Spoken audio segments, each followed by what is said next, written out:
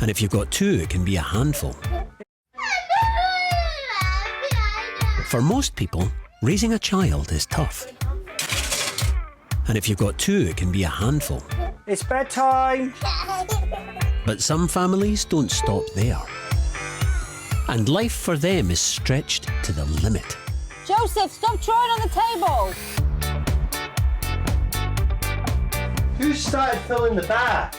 Meg! Scotland's Biggest Families spends over a year in two of the busiest homes in the country. The shorts don't go with the t-shirt, I don't care, and you've got a pair of shoes, you're lucky.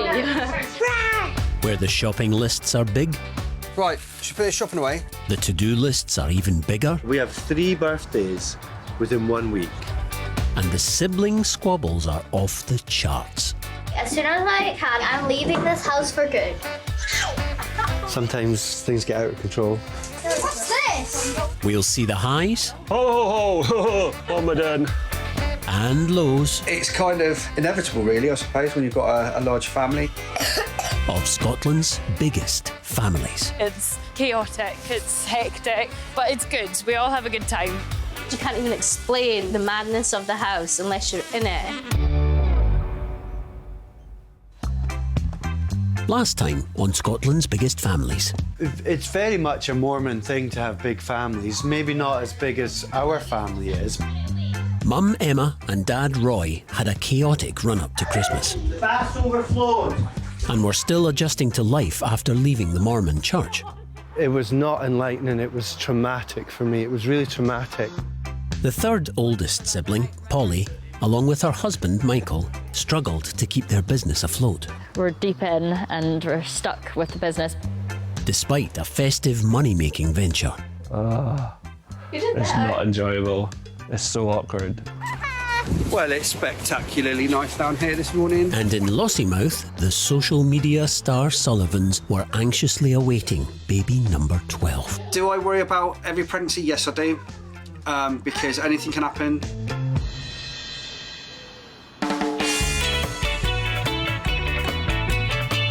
With Christmas a distant memory, a new year in the Han house has begun. You know, it's hot water in that one. I actually use this one. Roy is starting on dinner, but that's changed a lot since he first became a parent 3 decades ago. Before I could make a whole meal and have bits of it that they would all eat, and they seem to just get on with it. But now, these ones are more fussier. Not me. Yeah. The difference is that when we had the younger kids, there was no mobile phones. Yeah, that's a different. That has transformed parenting dramatically. I bet I could go a week without my phone. How can you? Let's try that tonight. Okay. Okay. I'll do it. No, I never agreed to that. No, but you said you're not addicted. Can I just say that I never said that. Eva constantly does a week without her phone because she keeps losing it. Eva and Posey are saying that they can be without any kind of tablet device, but I can't for a week. If I did, you'd buy me a sweet bar. A bag of sweets. I think your sweets are safe. It's them too.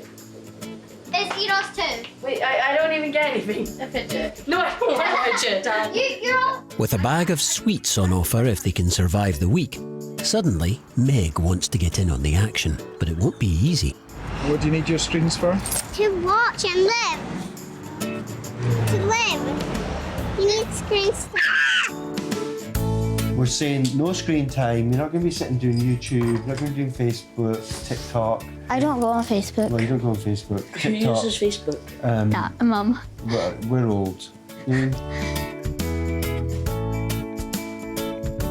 really regretting it. I didn't instigate this challenge. I didn't want it. You tidy this area up here. Worried that left to their own devices, the kids might get itchy fingers, Roy's keeping them busy. Just to keep them occupied, they might as well do some work for me, because that would help me. It's not just the hands who have a special relationship with their screens.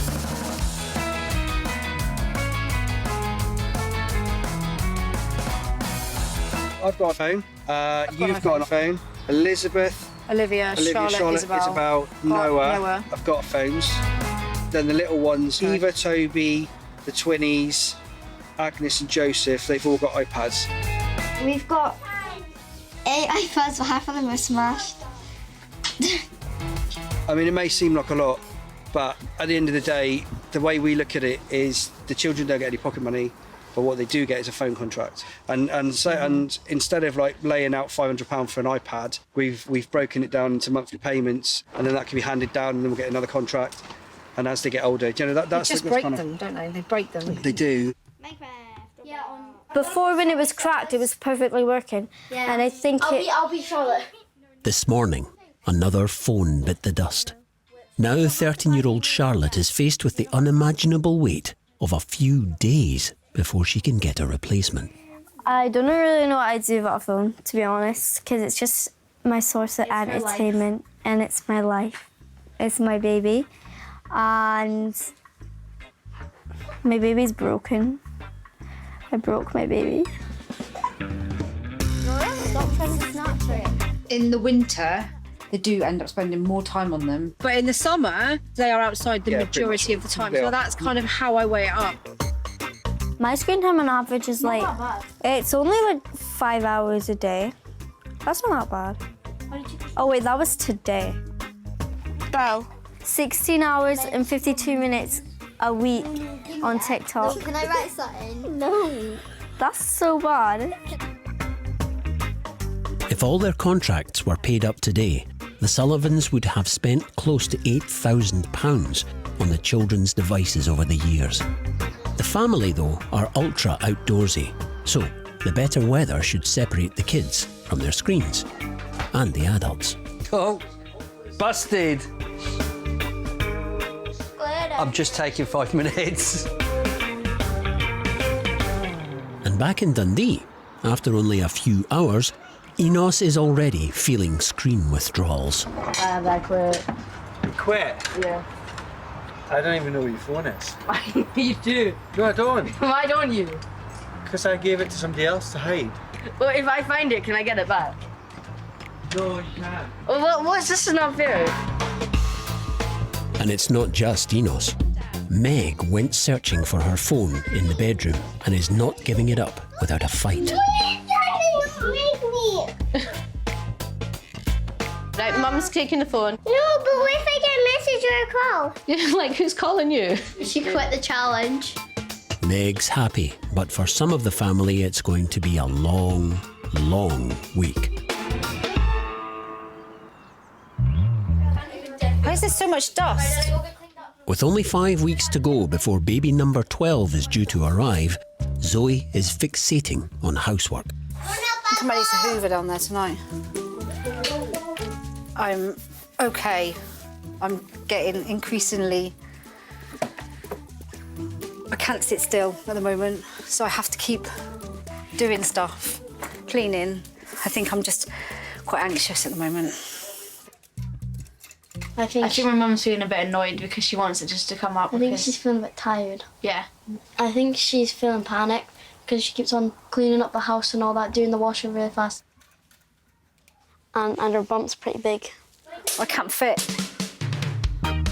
Come over here, we'll get your shoes done. Come over here, we'll get your shoes done. Today we're gonna grab the weather while it's sunny and we're gonna go down into Lossiemouth. The kids want to get a donut from the local bakery, and then we'll go down to their park. There's a nice park. Well, this is nice. It's sunshiny. Never missing an opportunity for some content, Ben is filming the outing for their online following. So we'll take you on our jolly walk. When the whole family is out in public, they do attract attention. And Zoe's always worried it's the wrong kind of attention. I used to feel that I had to kind of prove that as a large family, we weren't what some people thought of large families. You're constantly kind of being watched for what you do and picked up if anything's wrong. So, like, the kids would be ultra clean everywhere they went and ultra behaving themselves. Right, so who wants a jam donut then? 1, 2... I used to feel that people were always waiting for you to kind of fall so they could say, you know, you shouldn't have had that many children, or you can't afford that many children, or you can't look after that many children. Well, that was a little bit of a mission. A fun mission, though. I'm not so bothered by it now, and I think part of that is because we do a lot of social media, we kind of have seen the other side of it. I mean, don't get me wrong, we get some really vile messages sometimes and some really bad comments. Is that nice, Joseph?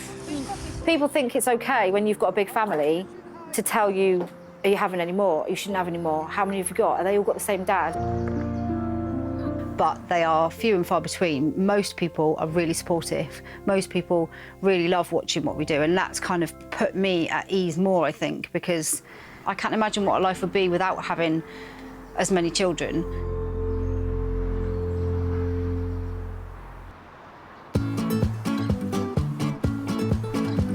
It's early morning, and instead of getting the kids up and out the door for school like she's done every day for the past 28 years, Emma is at work. A few years ago, Emma and Roy invested in a cafe in the centre of Dundee. And as a part owner, Emma started doing the odd shift. But recently, she's decided to officially start working part-time. It's lovely.